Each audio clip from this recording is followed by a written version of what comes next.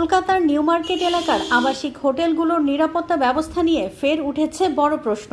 মঙ্গলবার গভীর রাতে মির্জা গালিব স্ট্রিটের শিখা ইন হোটেলে ভয়াবহ আগুনে প্রাণ হারিয়েছেন 9 জন। নিহতদের মধ্যে 7 জনই বাংলাদেশি নাগরিক, বাকি 2 জন ভারতীয়।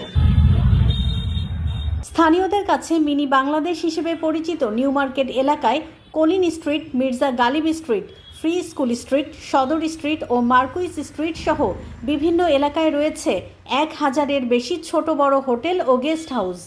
অভিযোগ, এসবের বেশিরভাগই পুরনো ও ঘিঞ্জি ভবনে গড়ে উঠেছে। একদম খারাপ হোটেল, ব্যবস্থা একদম খারাপ, সব ইলিগাল আছে। হ্যাঁ, লোকজন আছে, লোকজন আছে, মানে এখানে থাকতে আসে। হ্যাঁ থাকতে আসে, টুরিস্ট আসে, কিছু কিছু আছে। এখন বাংলাদেশে বাংলাদেশে টুরিস্ট বেশি থাকে।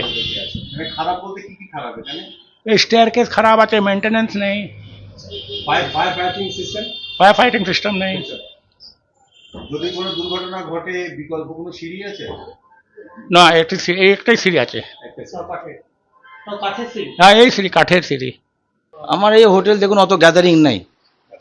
এই এত বড় বিল্ডিং এ মাত্র 6টা রুম আছে, অত গ্যাদারিং এখানে হোটেল নাই। আপনারাও দেখতে পাচ্ছেন নিশ্চয়ই, আমি বলছি তো, আপনারাও তো এসেছেন, দেখতে পাবেন।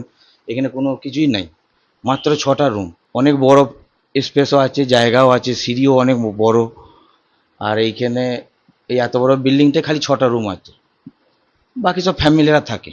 দেখুন, ওইটা অ্যাক্সিডেন্ট তো হতেই পারে, সেটা কি করা যাবে? কিছু হয়ে গেলে তো আমরা এই পেশেন্ট, এই কাস্টমারের এমনও টাইমে হয়েছে শরীর খারাপ হয়ে গেছে, রাত্রে 2টোয় আমরা নিয়ে যে হসপিটাল গেছি, এরকম তো আমরা করি। হোটেলগুলোতে সরু সিঁড়ি, জটিল প্রবেশপথ, ঝুঁকিপূর্ণ বৈদ্যুতিক সংযোগ এবং অপর্যাপ্ত বের হওয়ার পথ রয়েছে।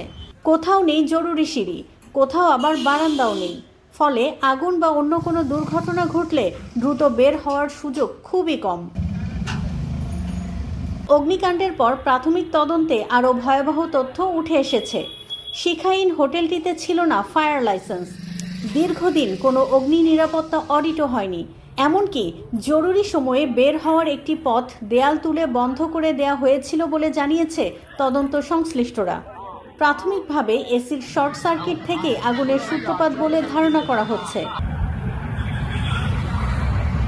রাতে সবাই ঘুমিয়ে থাকায় আগুন ছড়িয়ে পড়ার পর অনেকেই বের হওয়ার সুযোগ পাননি।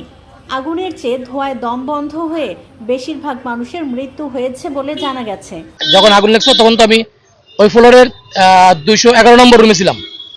আগুন লাগার কিছুক্ষণ পরে যখন চিল্লাচিল্লি হচ্ছে, তখন আমি বেরিয়ে সামনে আসতে দেখি আগুন। তখন আমরা পিছনে আসিনি, বেশ আমাদের রুমে, আমার পাশের রুমে কিছু লোক ছিল, তারা আমরা ভিতরের দিকে চলে গেছি। ঠিক 10-15 মিনিট পরে আমি কিছু বুটের আওয়াজ পেলাম, মানে ফায়ার সার্ভিসের লোকজন যারা রেস্কিউ করতে আসছে, তখন তারা উপরে উঠছে। ওঠার পরে তখন কিছুটা শান্তি পেলাম, যে লোকের আওয়াজ পাচ্ছি উপরে, তার মানে কিছু হচ্ছে। তখন আগুন নিভাচ্ছে, পানির আওয়াজ পাচ্ছি। ঠিক 3টার দিকে ওরা আমাদের রুম নক করে বললো, এখন সমস্যা নেই, আপনি আস্তে আস্তে করে আমাদের সাথে চলে আসুন। একই ফ্লোরে আমার বাম সাইডের হোটেলে আগুন লাগছে, আমি ডাইন সাইডের হোটেলে ছিলাম, হোটেল আফ্রিকায় 211 নম্বর রুমে। ঠিক আমরা 3টার দিকে, আমাদের 3:15 দিকে আমাদেরকে নামিয়ে নিয়ে আসলো রেস্কিউ করে। এই ঘটনায় নিউ মার্কেট এলাকার হোটেলগুলোর লাইসেন্স, অগ্নি নিরাপত্তা ব্যবস্থা ও ভবনের অনুমোদন নতুন করে যাচাইয়ের দাবি উঠেছে।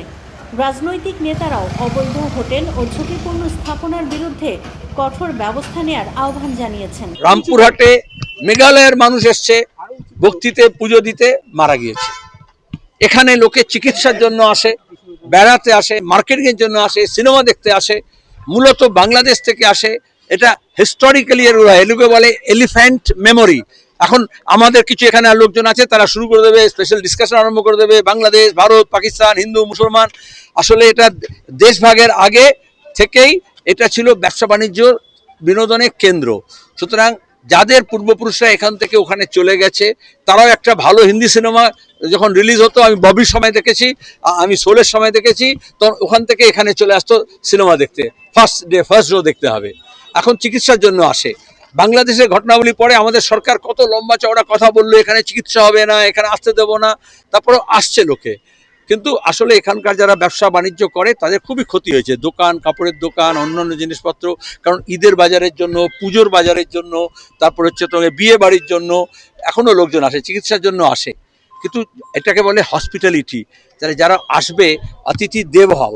তাহলে তার জন্য আমরা এখানে কি ব্যবস্থা করেছি, তাহলে আমাদের পর্যটন দপ্তর, আমাদের পুলিশ দপ্তর, আমাদের অগ্নি নির্বাপক দপ্তর, আমাদের পুরসভা, তারা কি ব্যবস্থা নিয়েছে যে কেউ যদি রামপুরহাটে যায়, কেউ যদি আমাদের এখানে আসে, তাহলে কলকাতায়, তাহলে সে আগুনে দগ্ধ হয়ে কেন মরবে? এটা তো মানবতার লজ্জা। আর তো বাংলাদেশেও আগুন লাগে না তা তো নয়, ওখানে ওই কাপড়ের কারখানায় আগুন লেগেছিল, কত শ্রমিক মারা গিয়েছিল।